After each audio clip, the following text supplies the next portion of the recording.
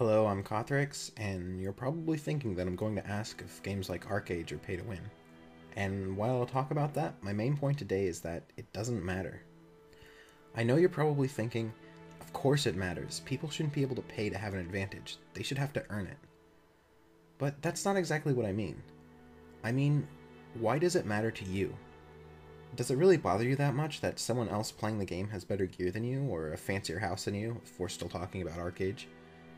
Are you so hyper-competitive that your only goal for playing is to have the best of everything in every aspect of the game? Because if it is, I'm going to tell you right now that there's always going to be someone better than you, or more skilled than you, or just has better items and equipment than you. It's impossible to be the best at everything. But I don't want to get too deep into that. Let's look at it another way. In Arcade, it's easy to see who the top players are with the high scores page. If we look at that, we can see Romeo sitting at just above a 7,000 gear score.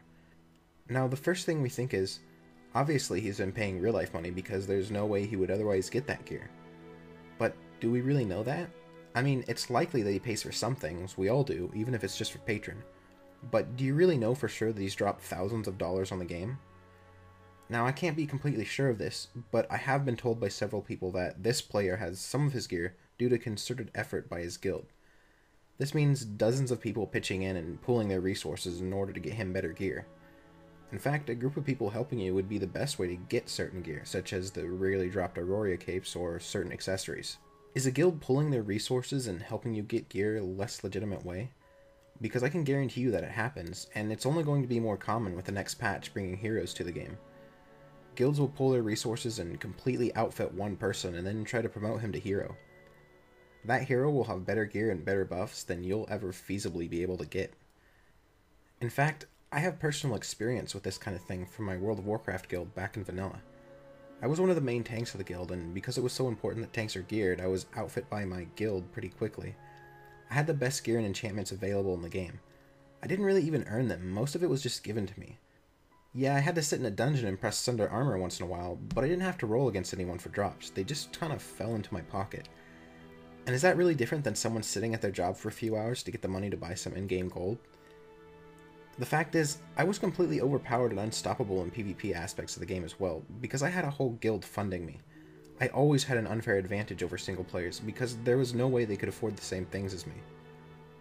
What about the people who pay for 4 or 5 subscriptions in a game and are capable of making far more money in a day than a normal player, or have various other kinds of advantages because of it? Is that pay to win? My point is this: as much as we try to play games to escape the imbalance of real life, those same imbalances exist in games whether we want them to or not. It's not going to help you to focus on what other people have and how illegitimate you feel the methods they used are. I think one of the problems is that people assume that if someone is winning, it means they are losing. And that's just not the case in MMO. If your concern is that you're going to run into these pay-to-win players all the time and they're just going to demolish you in open world PvP or battlegrounds or whatever, you should realize that only a very small percentage of players of any game are willing to spend that much money. And if you're playing Arcade, I want you to do me a favor. Open the high score tab and look at the top 100 players. Now go down the list and count how many of them are actually on your server. And keep in mind that the ones toward the bottom of the list didn't necessarily spend a bunch of money on the game. My second point in this video is about the phrase pay to win itself. I feel like the phrase has evolved and become more and more encompassing over the years and now includes just about everything. The first time I heard pay to win, it was over some Korean game, I think. It was being used to describe the fact that the best items in the game could only be purchased with real-life money. I think that everyone would agree that something like this is definitely pay to win and is kind of a stupid business model. On the other hand, most people would agree that items in games like cosmetics and experience boosts can't be considered pay to win because they don't really offer any kind of advantage. But most people are somewhere in the middle, and this is where the confusion lies. It's impossible to judge a game as pay to win when everyone disagrees on what pay to win even means. I'm not going to try to change everyone's mind about what specific aspects makes a game pay to win, but I want you all to consider something. The idea of pay to win doesn't come down to a simple yes or no answer. I would assert that every game falls into some level of pay to win. Yes, even games like League of Legends, where there isn't an immediately apparent way to pay for an advantage, I can still make the argument that it is pay to win. If we follow a strict definition of what pay to win means, it might sound something like paying real life money in order to have an advantage inside the game. well, what can we spend real money on that gives us an advantage in a game like League of Legends? How about the equipment used? What I mean is a good computer or a gaming mouse with extra buttons and hotkeys. Surely those things increase your odds of winning by allowing you to run the game smoother or access abilities and items more quickly. What about a good internet connection? That's expensive, and it's definitely necessary to not be lagging in order to do well. Not everyone has these things. The people who can fork over the money have a definite advantage.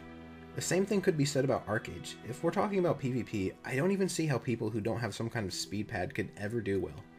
If you're a person who still clicks on their abilities, just know that it almost won't matter how good your gear and knowledge of the game is. People using a speed pad or a gaming keyboard will always have a massive advantage over you because of the quick response time it grants them, and those things are fairly expensive. And those of you who have big enough hands to actually be able to reach all the macros and keybinds on a normal keyboard, well, consider yourself privileged, I guess.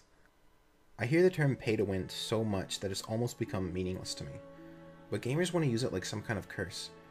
They claim everything they don't like is pay to win, and if a game even shows the slightest amount of it, it must be bad, no matter how good the game is itself. I've had people scorn me and ridicule me for playing Arcade because they consider it pay to win and it's therefore a bad game to them. It's turned into a complete witch hunt. Does Arcade have some pay to win aspects? Yes, that's undeniable. But you shouldn't let it ruin your experience. As the MMO genre evolves past pay to play and subscription based models, you're going to see more and more of these free-to-play games with cash shops. And if people spending money bothers you, you aren't going to be very happy playing MMOs. Even before WoW had a cash shop, the richest players in the game got that way because they bought gold. Then they paid top-end guilds to run them through in-game dungeons so they had the best gear available too. So sit back, relax, worry about what you want to do in the game, and focus on your own enjoyment. Tell me what you think. Am I wrong, or is there something I've overlooked? And if you agree with me or just want to see more of my videos, remember to subscribe. Anyway, I'm Kothorix, and thanks for watching.